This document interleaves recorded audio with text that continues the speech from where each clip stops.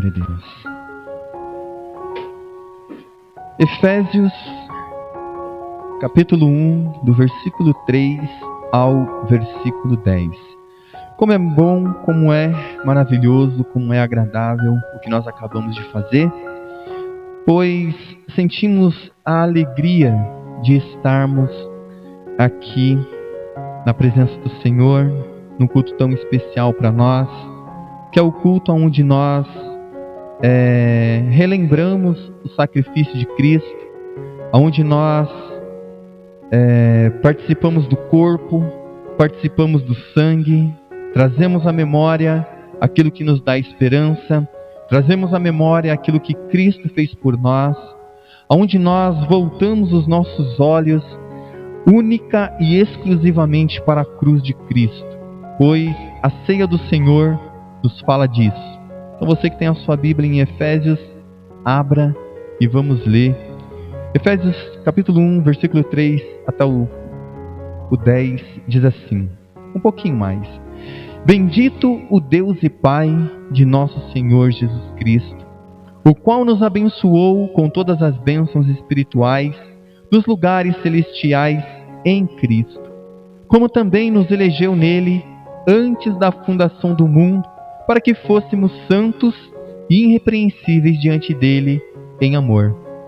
E nos predestinou para filhos da adoção por Jesus Cristo, para si mesmo, segundo o beneplácito de sua vontade, para louvor da glória da sua graça, pela qual nos fez agradáveis a si no amado, em quem temos a redenção pelo seu sangue, a remissão das ofensas, segundo as riquezas de sua graça, que ele fez abundar para conosco em toda a sabedoria e prudência, descobrindo-nos o mistério da sua vontade, segundo o beneplácito que propusera em si mesmo, de tornar a congregar em Cristo todas as coisas na dispensação da plenitude dos tempos, tanto as que estão no céu como as que estão na terra.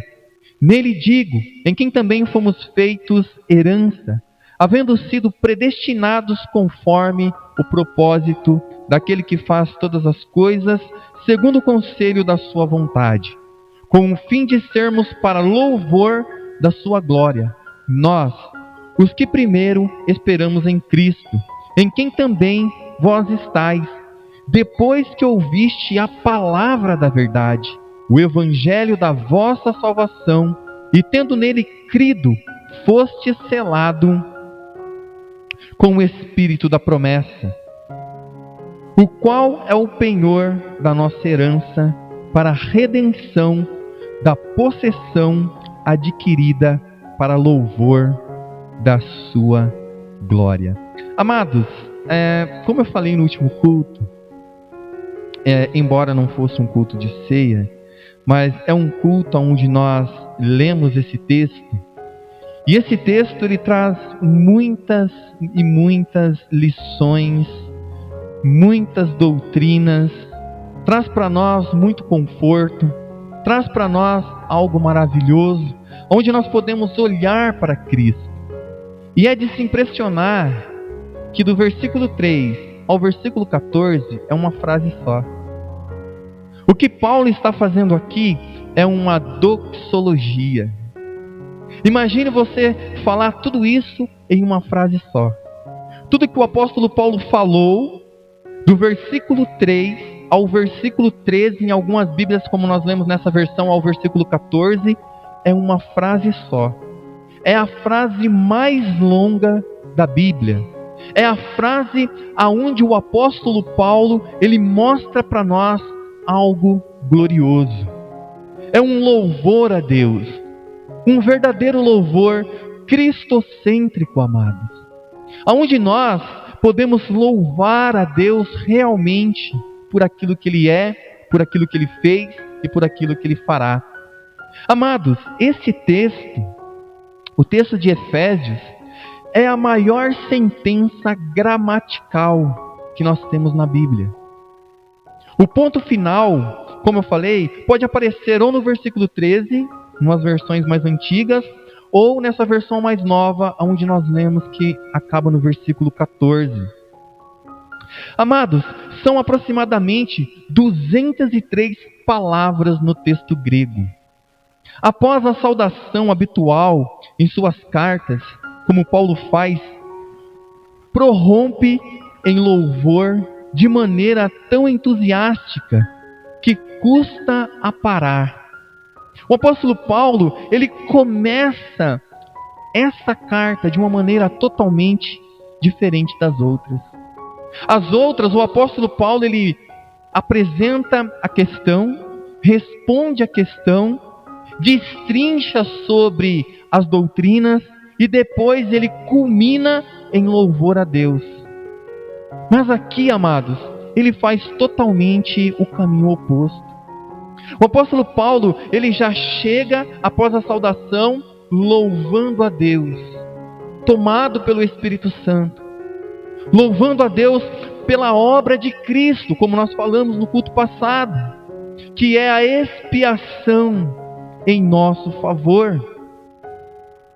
Então, amados, o apóstolo Paulo encadeia os pensamentos um após o outro e fica até difícil de captar o sentido do que ele está a dizer aqui. Pois o apóstolo Paulo, ele sai de uma adoração e já vai para uma outra adoração, ele sai de uma doutrina, entra em outra doutrina, ele vai em louvor a Deus. Ele louva a Deus de uma maneira espetacular. E nós precisamos olhar com atenção, pois é algo muito longo, é uma frase muito longa. Em uma geração onde as pessoas querem tudo reduzido, tudo curto, tudo pronto, ao se deparar com essa frase, amados, algo tão longo, algo tão espesso, algo tão profundo, o apóstolo Paulo, ele não começa aqui na terra, mas ele começa no céu. Ele mostra para nós os mistérios que estavam ocultos. Amados, mas esse versículo, como nós estamos falando, ele não é apenas longo. É um texto onde nós podemos ver que ele é riquíssimo. Este que abre a carta de Éfeso, que é chamada de a rainha das epístolas.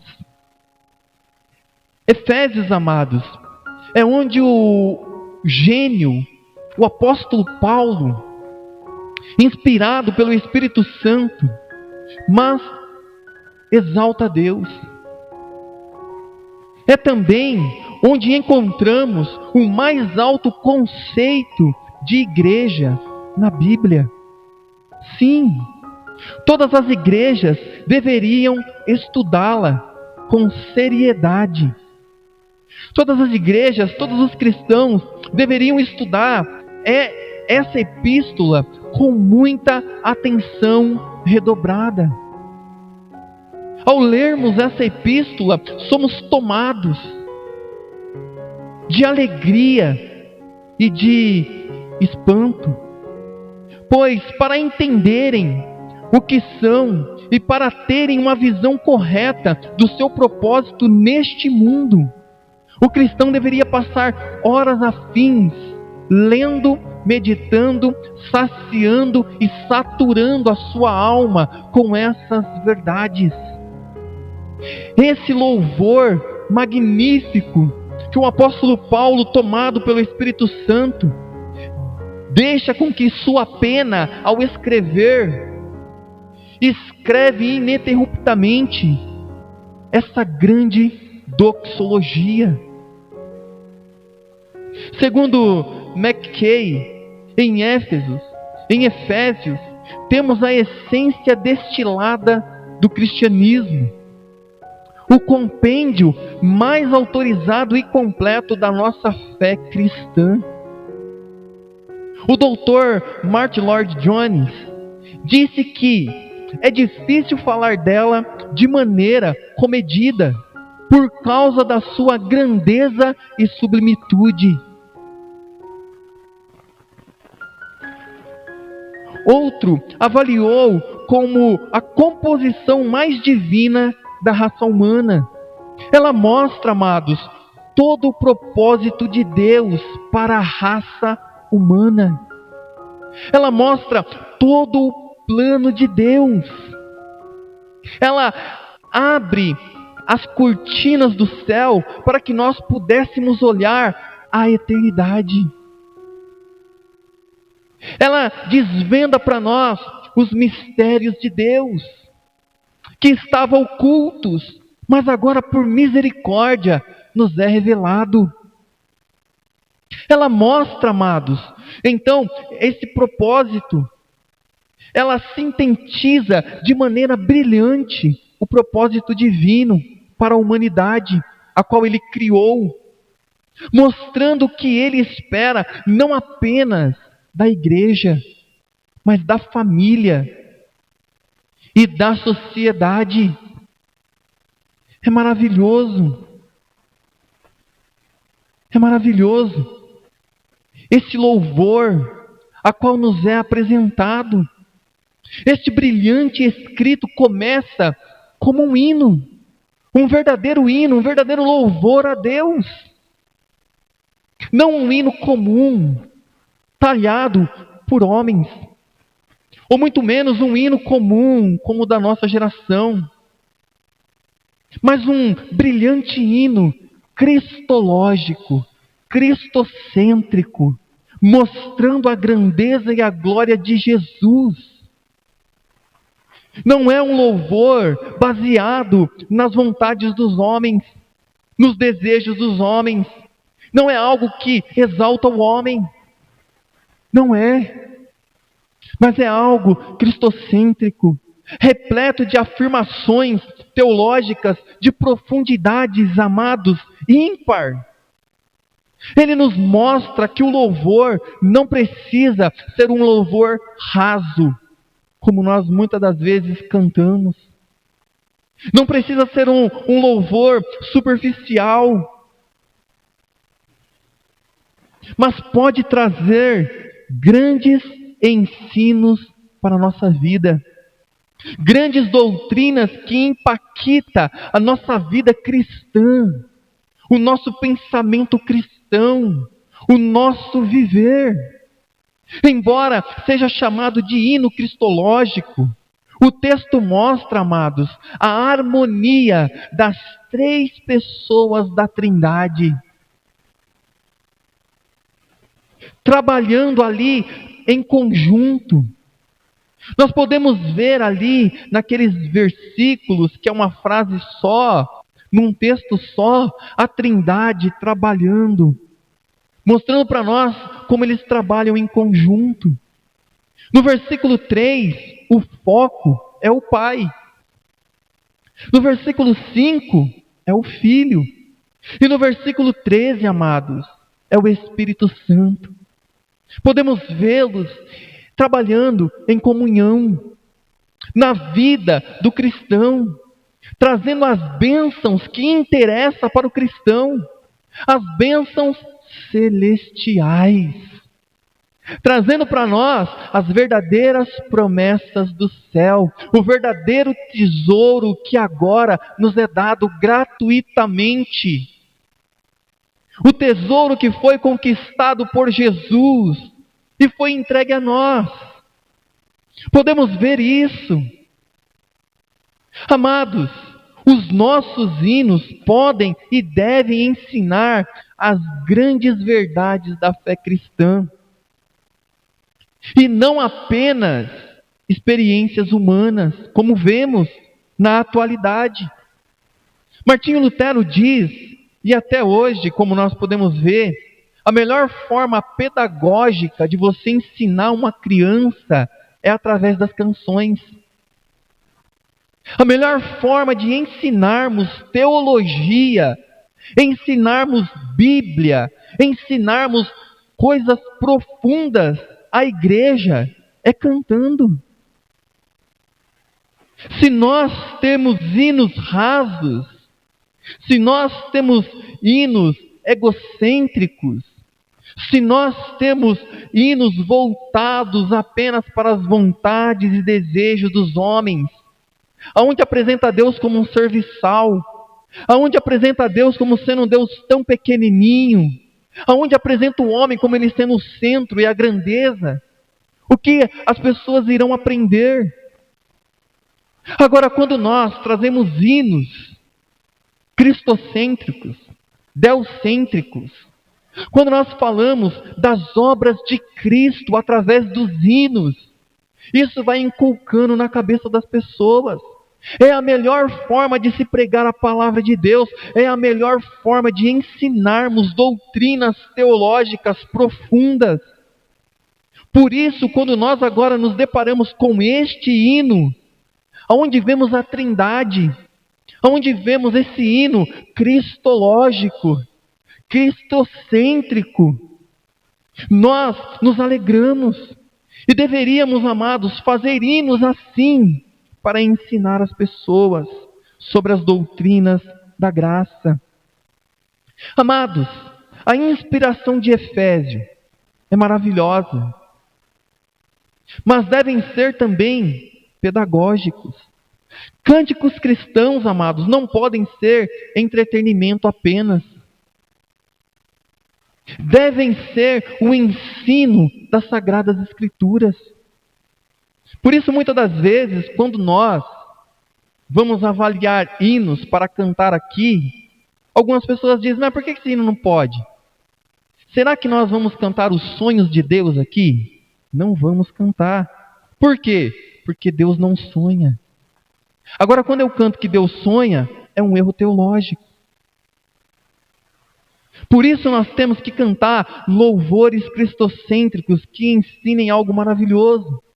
Os louvores não é apenas para você se sentir bem, não é apenas para massagear o seu ego, não é apenas para você se louvar. Porque muitas das vezes o que vemos é isso: sabor de mel. Coisas terríveis são cantadas dentro da igreja. E não podemos alimentar isso. É por isso que nós sempre procuramos trazer hinos cristocêntricos, hinos que falam de Deus, de Jesus, do Espírito Santo, da obra de Cristo, que nos faz enxergar a grandeza de Deus. Olha que maravilha! Então, amados, o aspecto do louvor fica bem claro neste texto. Talvez você esteja perguntando, por que você está falando isso em um culto de ceia? Porque é importante para nós. Porque se você vê, sabe o que os anjos cantam no céu? Eles cantam sobre a cruz de Cristo. O Cordeiro que foi morto e ressuscitou. Imaginem, amados, lá no céu, o louvor que nesse exato momento está sendo cantado é sobre a cruz de Cristo. O louvor que vamos cantar é sobre a cruz de Cristo. Os anjos louvam a Deus pelo Evangelho, a qual nós estamos reunidos aqui hoje nessa noite. Por isso, amados, nós temos que entender isso. Nós temos que entender os aspectos dos louvores, do louvor que fica bem claro neste texto, onde apresenta para nós que só temos o que temos, só somos o que somos em Cristo. Se nós não estivermos em Cristo, estamos perdidos. Totalmente perdidos, amados. O aspecto do louvor, então, quando nós olhamos, há um refrão que surge 3 vezes aqui no texto, que diz, para o louvor da sua glória. Os versículos 6, 12 e 14. O louvor, amados, é para a glória de Deus. Por isso nós falamos de doxologia. Doxo, glória, peso. Logia, palavra. Então são palavras que glorificam a Deus. Então quando nós falamos de louvor, estamos falando disso. Estamos falando que o louvor é para a glória de Deus. Por isso aqui nós temos 3 vezes nesse texto para o louvor da glória de Deus. Quando aprendemos isso, a diferença entre o importante e o essencial fica posto diante de nós. É importante que o povo de Deus seja edificado corretamente, que receba força espiritual no culto, que seja instruído e firmado na sua fé, que a sua fé seja uma fé sólida, uma fé robusta. Como nós falamos, você vem como uma criança para a igreja, mas você não pode ficar como uma criança para sempre espiritualmente falando. Você tem que crescer, você tem que amadurecer, você tem que ter uma fé robusta. Mas é essencial que o louvor glorifique a Deus de maneira correta. E de maneira que não podemos explicar porquê é a ação exclusiva do Espírito Santo quando Deus é glorificado. Seu povo mesmo, e não os aderentes, como a massa que saiu do Egito, como Israel, e só lhe criou problemas. É edificado e confortado. Então veja, amados, hoje para nós glorificarmos a Deus, só podemos fazer isso através do Espírito Santo em nossas vidas, através do sacrifício de Cristo. Por isso, amados, nós vamos agora nos lembrar do sacrifício dele na ceia. Como nós falamos, a ceia é um momento onde nós olhamos para Cristo, lembramos do seu sacrifício por nós, lembramos que somos tão fracos, tão necessitados, mas também lembramos que somos gratos por aquilo que Deus executou ao nosso favor, como nós falamos. O crente, amados, ele é fortalecido espiritualmente na mesma proporção em que Deus é glorificado no culto que ele presta. Agora, olha a importância de estarmos aqui reunidos como igreja, como noiva, adornada, preparada. Olha a importância de estarmos aqui juntos, porque estamos cumprindo o mandamento de Cristo. É necessário que haja comunhão entre a igreja. É necessário que nós nos reunamos em torno da pessoa de Cristo. É necessário estarmos aqui expressando e vivendo a palavra de Deus, porque esse era o desejo de Cristo.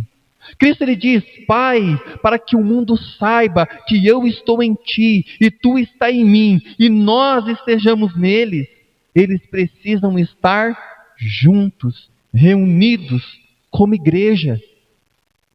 Não importa onde, mas tem que estar reunido. Ninguém é cristão sozinho. Ninguém é igreja sozinho. A igreja é o corpo de Cristo. O corpo é constituído de muitas partes: braços, mãos, perna, olhos, orelha. Por isso, quando nós nos juntamos, nos reunimos, passamos a ser o corpo de Cristo. Então, o corpo de Cristo é mostrado quando estamos juntos, reunidos. Podemos mostrar ao mundo, o mundo olha para nós e pode ver Cristo. Então, amados, é maravilhoso isso. Pois, ponha-se o foco em Deus, que Ele nos comunica a sua graça e o seu poder no culto. São os meios de graça que Deus deixou para nós. A palavra, os louvores, as orações, a comunhão. Devemos nos ajudar uns aos outros. Devemos estar orando um pelo outro. Devemos estar intercedendo um pelo outro. Devemos estar consolando uns aos outros. Devemos estar exortando uns aos outros. Devemos estar unidos para que Cristo seja glorificado. Então, amados, bendito seja o Deus e Pai do nosso Senhor Jesus Cristo. O Pai aqui, Ele é colocado para nós como referencial. Ele diz: bendito seja Deus e Pai de nosso Senhor Jesus Cristo. A primeira palavra é bendito, que no grego é eulogetos, que só se emprega para Deus. Só Ele deve ser louvado e bendito. Amados, o apóstolo Paulo toma uma antiga oração rabínica aqui, que era a segunda bênção ministrada pelo dirigente da sinagoga, antes da citação do Shema. Deuteronômio 6,4, e que termina com a expressão: bendito sejas tu, ó Senhor, que escolheste teu povo Israel no amor. O texto de Efésios, capítulo 1, versículo 3 e 4, é quase um eco desta bênção.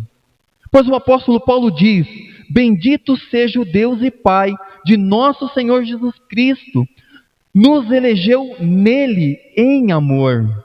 Veja a pequena semelhança. Paulo adapta a liturgia da sinagoga para ser a bênção inicial de sua carta, a qual acabamos de ler. Se, como desejamos vários eruditos, Efésios era, na realidade, uma carta circular enviada às igrejas, a questão se torna mais profunda. Paulo está saudando os cristãos com uma bênção da liturgia judaica, cristianizando-a. A expressão está inserida num cântico de louvor. E que riqueza teológica isso nos traz. O trato de Deus agora não é mais com Israel, mas é com a igreja. Ela é o povo de Deus. Ela canta a sua eleição. Ela louva os propósitos divinos para ela. Amados, louvor não é mero misticismo, mas uma declaração de que temos um novo relacionamento com Deus. E esse relacionamento só é possível através da nova aliança. E essa nova aliança, ela foi feita lá na cruz do Calvário. Essa nova aliança, ela foi feita através do sangue do Cordeiro, que foi derramado em nosso favor. Por isso que nós vamos hoje participarmos da ceia do Senhor. Hoje nós vamos trazer à memória o Cordeiro de Deus que tira o pecado do mundo.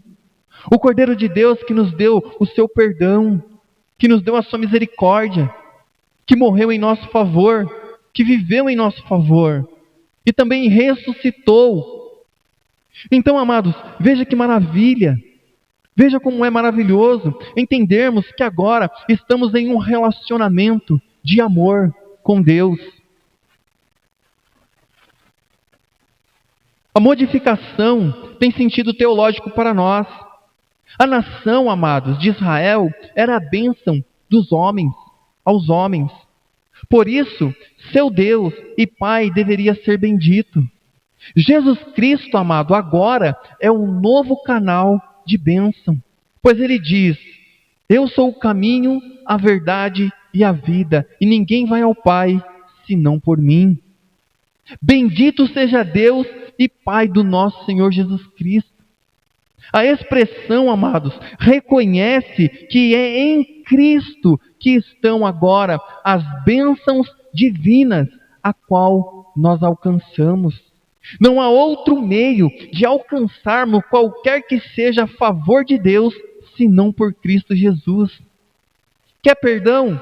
Em Cristo Jesus. Quer misericórdia? Em Cristo Jesus. Quer arrependimento? Em Cristo Jesus. Quer santidade? Em Cristo Jesus. Quer ser religado com Cristo, que é a verdadeira religião? Em Cristo Jesus. Quer ser amigo de Deus? Em Cristo Jesus. Quer ser filho de Deus? Em Cristo Jesus. Quer ser povo de Deus? Somente em Cristo Jesus. E aqui está o grande espanto. Se você não está em Cristo Jesus, todas essas coisas lhe são negadas. Todas essas coisas não te pertencem. Ou você tem Cristo, que é o tesouro de Deus, ou você não tem nada. Ter Cristo é ter tudo. Não ter Cristo é não ter nada. Por isso nós devemos louvar a Deus, o Pai do nosso Senhor Jesus Cristo, por nos ter dado Ele como presente. É maravilhoso porque Deus nos dá Cristo e Cristo nos dá o Pai. Nós somos o presente do Filho para o Pai. E o Filho é o presente de Deus para nós. Que maravilha! Como não ficarmos felizes? Como isso não penetra o nosso coração? E que Jesus, amados, é Senhor. Este é o valor cristológico deste hino que nos é apresentado. E é para nós uma forte recomendação, amados. Cânticos com teologia sadia, expressarão a bondade de Deus em nos abençoar e apregoarão Jesus Cristo como nosso Senhor e como canal de bênçãos para nós, de Deus. Muitos de nossos cânticos hoje, principalmente alguns baseados nos Salmos, caberiam em uma sinagoga. Nada falam da segunda e terceira pessoas da Trindade. Mas nós não somos judeus. Somos cristãos, amados, e cantamos Jesus Cristo. Ele é o nosso louvor. Ele é a nossa canção mais doce. Podemos cantar coisas sobre Ele para alegrar a nossa alma. Reconheço, amados, que não é simples, não é a simples menção do nome de Jesus que dará conteúdo cristológico a um canto. Pois muitas das vezes vemos hoje muitos hinos que falam sobre Jesus. Mas quando nós comparamos aquele Jesus daquela canção com o Jesus da Bíblia, ele não pode ser o Jesus que nós adoramos. Não pode ser. Não pode ser o Deus que nós adoramos. Não pode ser o Espírito Santo que nós temos. Porque pode até falar do Pai, pode até falar do Filho, pode até falar do Espírito Santo, mas se não for de maneira bíblica, não é e nunca será aqueles a qual nós conhecemos. Por isso, amados, é maravilhoso. O competente Werner, na metrificação do Salmo 142, que nos rendeu o hino 380, não colocou lá o nome de Jesus, mas não é um hino genérico. Werner conseguiu dar um conteúdo cristão ao hino. O que lá está é cristão, bem diferente de quero subir ao Monte Santo de Sião. O cântico cristão comunica a mensagem cristã e mostra o cuidado divino pelo povo de Deus que é a sua igreja. Por isso que os nossos louvores falam muito sobre a cruz de Cristo. Fala muito sobre aquilo que Cristo fez por nós. Fala muito sobre o Espírito Santo aplicando em nós a sua obra. Fala muito do Pai enviando o seu Filho em nosso favor. E agora, amados, nós vemos que no Filho, pelo Filho e para o Filho, nós vemos que o Filho agora passa a ser a referência. O hino não bendiz o Filho, não é um eulogetos para ele, mas exalta a tua pessoa. O elemento gramatical mais repetido é a preposição grega en, correspondente ao nosso em, seguida do dativo, amados. Ela vem com um pronome pessoal, nele, ou com um nome em Cristo, ou com a expressão no amado. A preposição aparece 10 vezes, sendo que em 9 vezes se aplica diretamente a Cristo, e em 8 a obra mediadora de Cristo. Amados, a teologia do hino se centra na pessoa e obra de Jesus Cristo e faz dele o referencial teológico do qual nós acabamos de ler no texto. Esse hino é maravilhoso. Esse texto, essa frase, ela é rica para nós. O hino nos direciona para Cristo, no sentido de que nele as bênçãos de Deus foram dadas e transmitidas à igreja. Pela união com o Filho, passamos a pertencer agora ao Pai. Ele nos tomou, Ele nos tornou seus filhos em Cristo. No versículo 5. A morte de Cristo na cruz nos trouxe o perdão e a reconciliação com Deus. Trouxe o perdão dos nossos pecados e das nossas ofensas e nos reconciliou com Deus, porque éramos por natureza filhos da ira. Éramos inimigos de Deus por natureza. Mas a morte de Cristo na cruz nos faz uma nova criatura. Nós nascemos de novo. Não é uma melhoria de nós, mas é uma nova criatura.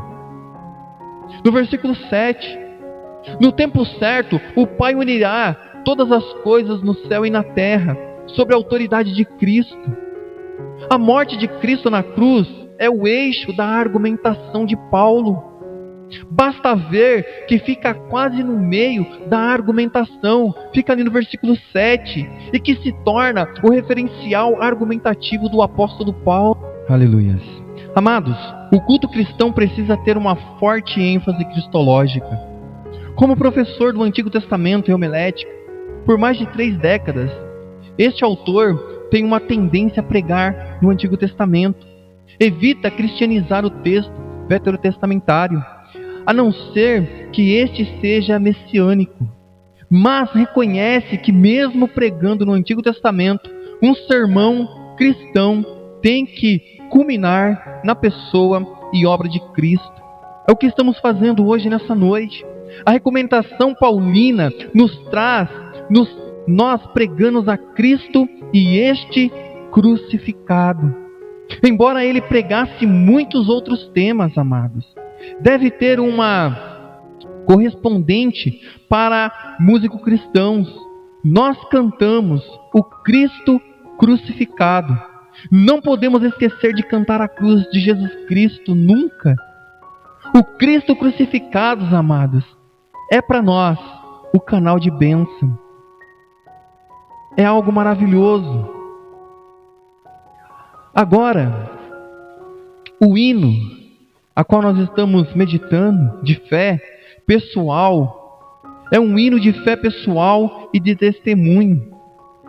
As 3 grandes seções do texto, para nós podemos ceiar. Os verbos, amados, neste texto, estão no indicativo, como uma variação do sujeito.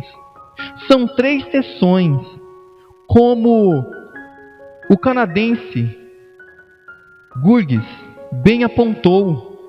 A primeira seção está no versículo 3 a 6, onde os verbos Ele nos escolheu.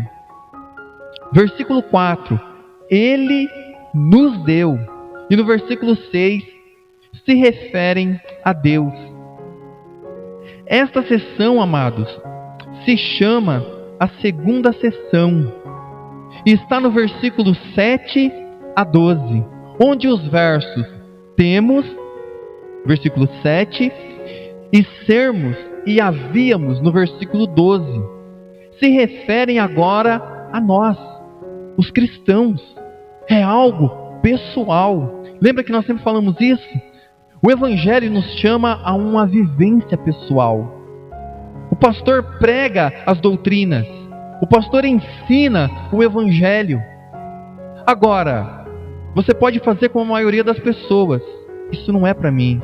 Isso não é comigo. Eu não entendo. Ou você pode dizer, não, é para mim. Eu quero, eu preciso, eu necessito. Eu preciso viver o que ele está pregando. Eu preciso sim. Isso é o evangelho. Isso é para mim vida eterna. Isso é para mim o que Pedro disse para Jesus: para onde eu vou, Senhor? Se só tu tem palavras de vida eterna. Cada culto para nós deveria ser assim. Para onde eu vou, Senhor? Eu poderia estar em outros lugares, eu poderia estar em outros ambientes, mas para onde eu vou, Senhor? Se só aqui eu consigo ouvir o evangelho puro, simples, pregado, explicado e vivido, para onde eu irei, Senhor? É por isso que nós estamos aqui, amados. Pois a terceira sessão está no versículo 13 e 14, mais breve que os anteriores. A ideia central é: fostes selados. Esta sessão se chama vós. Amados, ele, nós e vós são os sujeitos de cada sessão. E cada uma delas termina com a expressão para o louvor da sua glória. O que está sendo dito é fácil de compreender. Ele age para a sua glória. Nós existimos para a sua glória. Ele age na vida de todos nós aqui e vós para a sua glória. Citando Gorgias, essa formulação se liga àqueles convites para bendizer e louvar a Yahvé, os quais se encontram no Antigo Testamento. Nas passagens narrativas das intervenções e maravilhas de Deus, os efésios são chamados, e nós com eles, a louvar a Deus pelos seus atos ao nosso favor. Isso é maravilhoso, porque aqui está sendo algo direcionado diretamente a nós. O louvor a Deus pelos seus atos em favor da igreja é um testemunho do seu poder que opera agora em nós. Nós vivenciamos esse poder, nós sentimos esse poder, nós se alegramos, se movemos para a glória dele. A glória é para ele, unicamente para ele, somente para ele. Mais à frente, amados, o apóstolo dirá no momento também de louvor: ora, aquele que é poderoso para fazer muito mais abundantemente daquilo que pedimos ou pensamos, segundo o poder que em nós opera. E a esse seja a glória na igreja e em Cristo Jesus por todas as gerações, para todos sempre. Amém. O louvor em Efésios é pelo poder de Deus, que opera pelo seu povo, por aquilo que ele faz por nós. Tudo na igreja, e deve ser assim muito mais no nosso culto, deve ser para o louvor e glória a Deus. Que a sua glória, amados, brilhe sobre nós e não a dos homens. Que nós possamos ter sempre cultos voltados verdadeiramente para Deus. O que nós vamos fazer agora é nos lembrarmos do sacrifício de Cristo, participarmos do seu corpo, participarmos da sua carne, porque isso ele fez para a sua glória. Agora, nesse exato momento, Deus está no céu, Jesus está do lado dele, e Jesus está olhando para nós, e está satisfeito com a sua obra que ele fez há 2000 anos atrás. Ele está mostrando as suas mãos furadas para o seu Pai e dizendo: ali está a minha igreja, ali está a minha amada, ali está a minha noiva, mostrando para o mundo que eu venci, que eu ressuscitei. Eles estão reunidos em meu nome, em memória de mim. O que eles estão fazendo hoje é para minha glória, é para o louvor da sua glória, Pai. Eles são o meu representante na terra. Eles são nação santa, geração eleita, sacerdócios reais. Nós somos representantes de Deus na terra, de Cristo. Nós somos embaixadores. Essas são as verdades que nos encontram essa noite, e por isso podemos nos achegar com confiança diante do trono da graça. Podemos nos achegar, amados. E é isso que eu quero fazer hoje nessa noite. Eu quero convidar você a participar do corpo de Cristo, do sangue de Cristo, e mostrarmos a nossa comunhão ao mundo. Que nós podemos, nessa noite, verdadeiramente, amados, fazermos isso. Por quê? Porque só fazendo isso, participando com o coração contrito, quebrantado, alegre, grato, por tudo aquilo que Ele fez, é isso que nós devemos fazer. Então hoje, que você possa participar dessa ceia, que você possa hoje trazer à memória aquilo que te traz esperança. E o que te traz esperança é saber que Jesus Cristo viveu uma vida por você, morreu por você, ressuscitou por você e vive para todo sempre por você.